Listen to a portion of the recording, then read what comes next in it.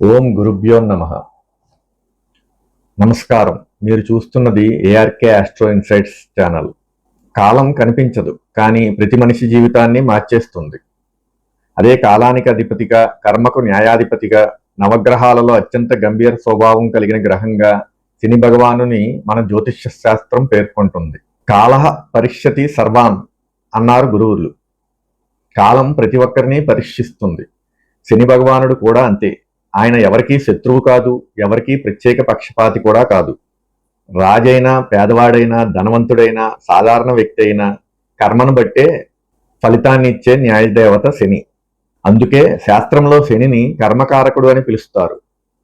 చాలా మంది శని అంటే భయం, శని అంటే కష్టాలు, శని అంటే నష్టాలు అని భావిస్తారు. కానీ అది పూర్తిగా సత్యం కాదు. ఒక గురువు పరీక్ష పెట్టకపోతే విద్యార్థి స్థాయి బయటపడదు. ఒక కమ్మరి ఇనుమును మంటలో వేయకపోతే ఖడ్గం కాదు. అలాగే శని భగవానుడు కూడా మనిషిని బాధ పెట్టడానికి కాదు, బలపరచడానికి పరీక్షిస్తాడు. శని ఇచ్చే ఆలస్యం శాపం కాదు, ఆతృతను తగ్గించే ఔషధం. శని ఇచ్చే పరీక్ష శిక్ష కాదు, జీవితాన్ని సరిదిద్దే శిక్షణ. అందుకే ఒక నానుడి ఉంది, ఆలస్యంగా వచ్చిన విజయం ఎక్కువ కాలం నిలుస్తుంది. శని తత్వం కూడా ఇదే. ఇప్పుడు ఈ వక్రస్థితి గురించి ఒక విషయం తెలుసుకుందాం. నీడ ఎప్పుడూ వెలుగులోనే పుడుతుంది, అలాగే పరీక్ష ఎప్పుడూ ఎదుగుదలతోనే వస్తుంది. జీవితంలో మీకు శని ఎదురయ్యాడంటే కాలం మిమ్మల్ని శిక్షించడానికి రాలేదు, మరింత ఉన్నత స్థాయికి తీసుకెళ్లడానికి వచ్చింది. ఇప్పుడు ఈ వక్రస్థితి గురించి ఒక విషయం తెలుసుకుందాం. ఖగోళపరంగా చూస్తే శని నిజంగా వెనక్కి ప్రయాణించడం కాదు. భూమి శని గ్రహాల సంచార వేగాల కారణంగా భూమి మీద నుంచి చూసినప్పుడు శని వెనక్కి కదులుతున్నట్టు కనిపించే దృశ్యాన్నే వక్రగతి అంటారు. కానీ జ్యోతిష్య పరంగా వక్రస్థితి అంటే గతంలో జరిగిన విషయాలను, మన నిర్ణయాలను, మన కర్మలను మరోసారి పరిశీలించే కాలంగా భావిస్తారు. ఇప్పటి వరకు చేసిన పొరపాట్లు సరిదిద్దుకునే అవకాశం, ఆగిపోయిన పనులను పూర్తి చేసే అవకాశం, నేర్చుకున్న పాఠాలను జీవితంలో ఆచరించే అవకాశం ఈ వక్రస్థితి అలాంటి సమయాన్ని మనకు ఇస్తుంది. అందుకే శని వక్రస్థితి పూర్తిగా శుభమని చెప్పలేం, అలాగని పూర్తిగా అశుభమని కూడా చెప్పలేం. ఈ కాలంలో ఎవరి జీవితంలో ఏ ఫలితం వస్తుందనేది వారి జన్మకుండలి, దశాభుక్తులు, అలాగే ప్రస్తుత గోచారాలపై ఆధారపడి ఉంటుంది. ఈ వీడియోలో చెప్పే ఫలితాలు చంద్రరాశిని ఆధారంగా చేసుకుని చెప్పబడుతున్న సాధారణ గోచార ఫలితాలు మాత్రమే. ఈ సంవత్సరం మరో విశేషం ఏమిటంటే గురు భగవానుడు కర్కాటక రాశిలో ఉచ్చస్థితిలో ఉండడం వల్ల కొన్ని రాశుల వారికి శని పరీక్షిస్తున్న సమయంలోనే గురువు మార్గదర్శకుడిగా నిలిచే అవకాశాలు కూడా కనిపిస్తున్నాయి.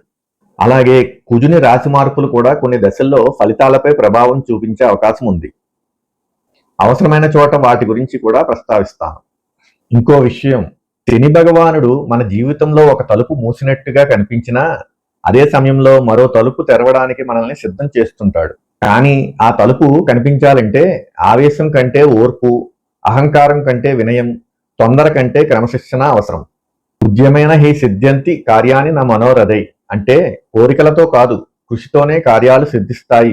శని భగవానుడు మనకు నేర్పించే మొదటి పాఠం కూడా ఇదే.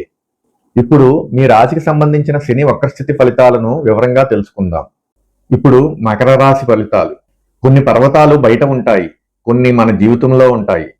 పర్వతాన్ని ఎక్కేవాడు అలసిపోవచ్చు, కానీ మధ్యలో దిగిపోడు. మకర రాశి స్వభావం కూడా అలాంటిదే. అందుకే ఈ శని వక్రస్థితి గురించి మిగతా రాశుల కంటే మీరు ఒక విషయం ఎక్కువగా అర్థం చేసుకుంటారు. ఎందుకంటే ఈ రాశికి అధిపతి స్వయంగా శని భగవానుడే.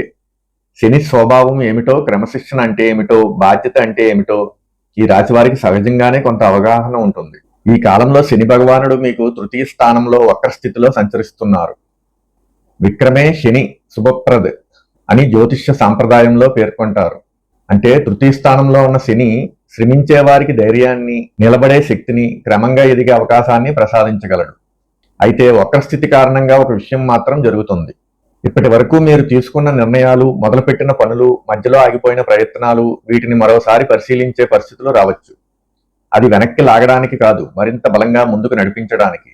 ముందుగా ఒక శుభ విషయం చెప్పాలి. ఈ శని వక్రస్థితిలో మిగతా చాలా మంది రాశుల కంటే మకర రాశి వారికి స్వయం కృషి ఫలించే అవకాశాలు ఎక్కువగా కనిపిస్తున్నాయి. ఇప్పటి వరకు ఎవరో ఒకరు అవకాశం ఇస్తారని ఎదురు చూసి ఉంటే ఇప్పుడు మీరే అవకాశాన్ని సృష్టించే పరిస్థితులు ఏర్పడవచ్చు. కోరికలతో కాదు, కృషితోనే కార్యాలు సిద్ధిస్తాయి. ఈ ఒక్క సూత్రం ఈ కాలంలో మీకు బాగా వర్తిస్తుంది. ఉద్యోగస్తులకు కొత్త బాధ్యతలు రావచ్చు. కొందరికి పదోన్నతి గురించి చర్చలు ప్రారంభం అవ్వచ్చు. మరికొందరికి కొత్త ప్రాజెక్టు లేదా కొత్త బాధ్యత అప్పగించే అవకాశం ఉంటుంది. మొదట ఇవి భారంగా అనిపించినా తర్వాత అదే మీ ఎదుగుదలకు కారణమవుతుంది. ఎందుకంటే బాధ్యతలు మోయగల భుజాలకే కుటుంబం అప్పగించబడుతుంది. అలాగే పెద్ద బాధ్యతలు మోయగల వ్యక్తులకే పెద్ద సంస్థలు అవకాశాలు ఇస్తాయి. వ్యాపారస్తులకు ఈ కాలం మంచి విస్తరణ కంటే సరైన దిశలో విస్తరణ నేర్పుతుంది. కొత్త పరిచయాలు ఉపయోగపడవచ్చు. చిన్న ప్రయాణాలు, వ్యాపార చర్చలు, కొత్త మార్కెట్లు, ప్రచార కార్యక్రమాలు ఆశించిన దానికంటే మంచి ఫలితాన్ని ఇవ్వవచ్చు. అయితే ఒక విషయం గుర్తుంచుకోండి, ధైర్యం అవసరం, కానీ తొందర అవసరం లేదు. ఆర్థిక విషయాల్లో స్థిరత్వం కనిపించే అవకాశం ఉంది. ఆదాయం పెరిగినా దానికంటే ముఖ్యంగా ఆదాయానికి కొత్త మార్గాలు కనిపించవచ్చు. గతంలో నేర్చుకున్న నైపుణ్యం ఇప్పుడు ఆదాయ వనరుగా మారే అవకాశం కూడా కొందరికి కనిపిస్తుంది. ఇక్కడ గురు భగవానుని అనుకూలత కూడా మీకు తోడుగా ఉంటుంది. భాగస్వామ్యాలు, దాంపత్యం, సమాజంలో గౌరవం, మంచి వ్యక్తుల పరిచయాలు వంటి విషయాల్లో అనుకూలమైన మార్పులు కనిపించవచ్చు. సరైన వ్యక్తిని సరైన సమయంలో కలవడం కూడా ఒక దైవానుగ్రహమే. ఈ కాలంలో అలాంటి అవకాశాలు కొందరికి లభించవచ్చు. వివాహ యోగం కోసం ఎదురు చూస్తున్న మకర రాశి వారికి ఈ కాలం అనుకూలమైన పరిణామాలను తీసుకురాగలదు. ముఖ్యంగా గురు భగవానుని సప్తమ స్థాన సంచారం వల్ల మంచి సంబంధాలు రావడం, పెద్దల ద్వారా పరిచయాలు ఏర్పడడం, నిలిచిపోయిన వివాహ చర్చలు మళ్లీ ముందుకు సాగడం వంటి అవకాశాలు కనిపిస్తున్నాయి. అయితే ఒక విషయం గుర్తుపెట్టుకోండి, జీవిత భాగస్వామిని ఎంచుకునేటప్పుడు కళ్ళకు కనిపించేది రూపం, జీవితాంతం తోడుండేది స్వభావం. అందుకే తొందరపడి నిర్ణయం తీసుకోవడం కంటే ఒకరి ఆలోచనలు మరొకరికి సరిపోతున్నాయా లేదా అన్నది తెలుసుకోవడానికి కొంత సమయం కేటాయించడం మంచిది. ఇప్పటికే వివాహమైన వారికి ఈ కాలం పరస్పర సహకారాన్ని పెంచే అవకాశాన్ని ఇస్తుంది. జీవిత భాగస్వామి నుంచి ఒక మంచి సలహా, ఒక చిన్న ప్రోత్సాహం లేదా ఒక సరైన నిర్ణయం మీ జీవితంలో ఊహించని మార్పుకు కారణమయ్యే అవకాశం ఉంది. దాంపత్యం అంటే ఇద్దరు ఒకే దారిలో నడవడం కాదు, ఒకరి అడుగుకు మరొకరు తోడుగా నిలబడడం. ఈ భావాన్ని గుర్తుంచుకుంటే కుటుంబ జీవితంలో మరింత ఆనందం కనిపిస్తుంది. కుటుంబ పరంగా కూడా కొన్ని శుభ పరిణామాలు కనిపించే అవకాశం ఉంది. ఇంట్లో శుభకార్యాల గురించి చర్చలు జరగవచ్చు.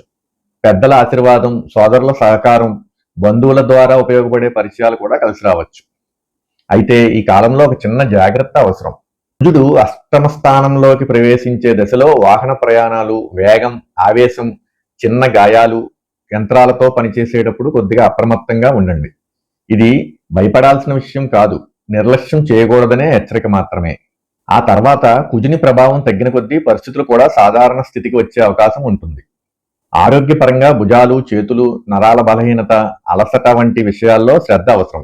శరీరం ఇస్తున్న చిన్న హెచ్చరికలను నిర్లక్ష్యం చేయకుండా సమయానికి విశ్రాంతి తీసుకోవడం మంచిది. ఈ కాలంలో మీకు లభించే అతిపెద్ద బలం ఏమిటంటే ధైర్యం.